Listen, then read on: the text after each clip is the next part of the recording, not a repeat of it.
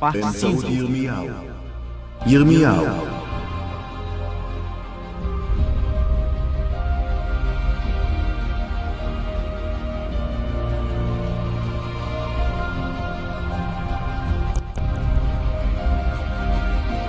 ישעיהו, שליח אלוהים. ישעיהו, פרקים א', ו' וט'. קורא את הפסוק הראשון של הנביא ישעיהו הזה, הריאל פוליטי, ואני קורא את חזון ישעיהו. בימי ישעיהו. ישעיהו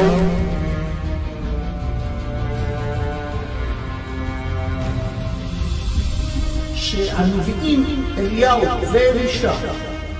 אליהו, מלכים א', פרק י"ז. אליהו עולה לשמיים. מלכים ב', פרק ב'. מי הוא אליהו? אליהו הנביא.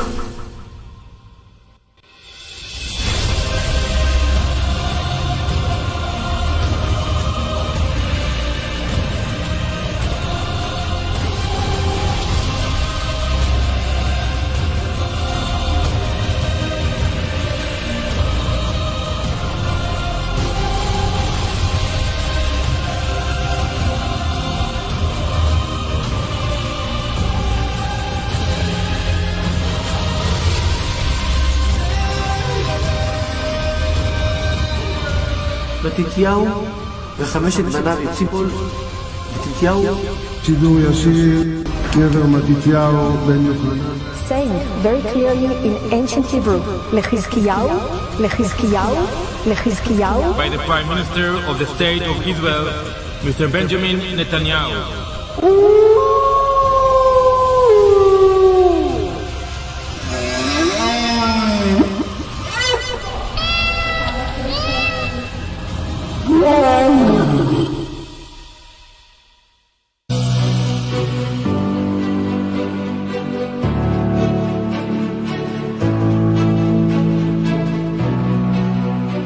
In archaeological excavations we conducted in the Ophel area, we found a most unique item, that is the private seal impression of King Hezekiah. This is the first time that such an item is found ever in archaeological excavations. This is so tiny, it's just 1 centimeter, and it was found during the wet sifting. It's a system that makes it possible for such an item to be revealed, otherwise it so easily gets lost. And we can see very easily the name of King Hezekiah, the symbol that he chose to put on his seal impression, means the sun disk with wings and symbol of life on both sides of the wings. And of course this is a seal, private seal of the king, that most likely held by the king and by nobody else. And we found it. We found it in a royal quarter. That means that we get as close as possible, tangible as ever, to King Hezekiah himself. So when the material come back from sifting, we make a list of all the names that we have in the Bulea, and one of the Bulea was this one. We read in the initial reading, לחזקיהו מלכיהו, לחזקיהו מלכיהו, לחזקיהו מלכיהו.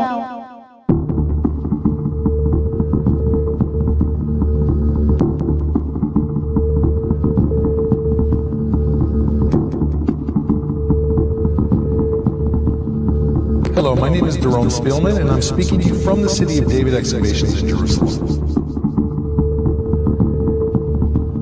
In the Bible, which was written here, there's a line that says, "From the ground, the truth will spring forth."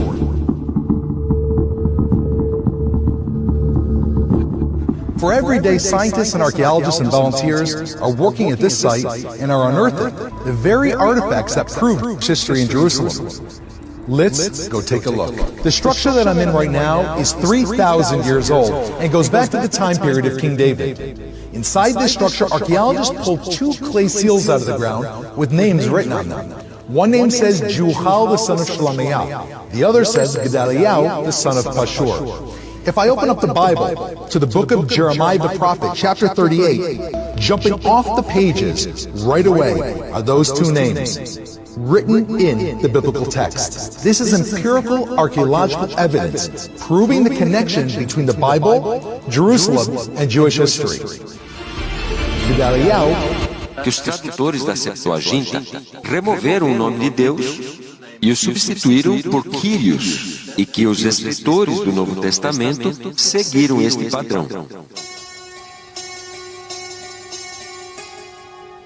Mas em 1944, essa crença foi provada errada, após serem publicados papiros da Septuaginta sob o nome Fuad 266. Nesse fragmento da Septuaginta, nós encontramos o nome de Deus, Yod-He-Vav-He, em caracteres aramaicos.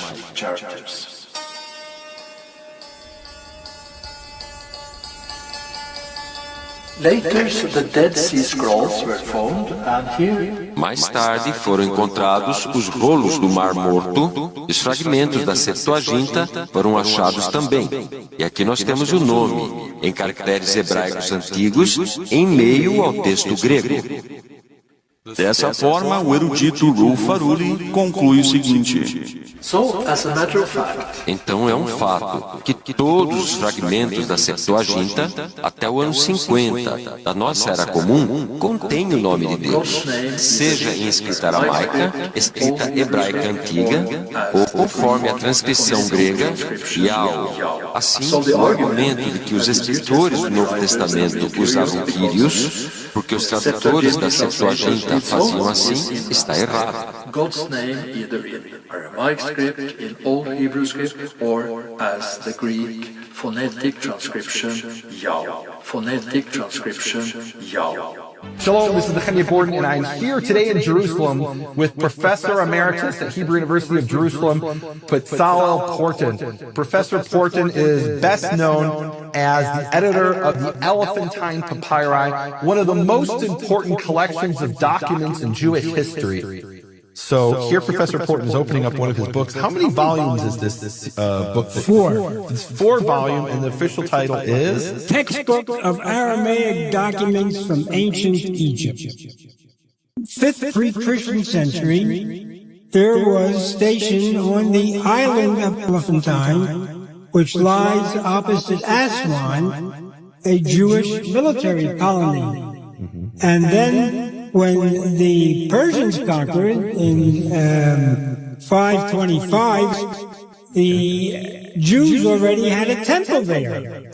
And we have a list of contributors. Each one gave 2 shekels to the god Yahweh, that's the way he was called in Elephantine. I can't let that go. Finish your sentence, then we got to talk about that. They're all Hebrew names, the same that we find in the book of Jeremiah. Okay, you mentioned how you mentioned the god Yao. Talk to us a little bit about how, and you're talking about what we know in Hebrew as Yud-He-Vav-He, the tetragrammaton. In my book, I mentioned that in Greek text, we do have that spelling.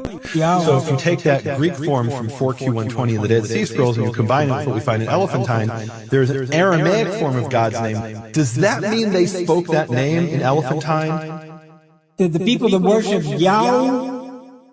Aqui você vê um trecho de um dos manuscritos do Mar Morto contendo um salmo. Ele está escrito com as letras quadráticas normalmente usadas depois do cativeiro babilônico. Mas note que o nome de Deus permanece escrito com os caracteres mais antigos, que o copista fez questão de manter, como era escrito antes do cativeiro o nome de Deus. O mesmo fenômeno vemos em algumas cópias feitas pelos judeus na tradução da Septuaginta que eu já mencionei.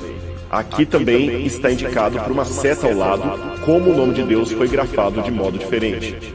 Essa versão grega de Símaco leva a crer que outros textos judaicos, além da Septuaginta, também grafavam o nome de Deus com letras paleo-hebraicas, mesmo que o texto estivesse copiado em grego. Mas isso também não é uma uniformidade. Em algumas cópias, o nome de Deus aparece em letras hebraicas quadráticas. Agora, uma exceção à regra parece ser um fragmento do livro de Levítico encontrado também ali nas cavernas de Qumran. Nele, o nome de Deus é transliterado pelas letras gregas, iota, alfa e ômega, lendo-se Iau. Isto pelo menos em 2 ocasiões, lendo-se Iau.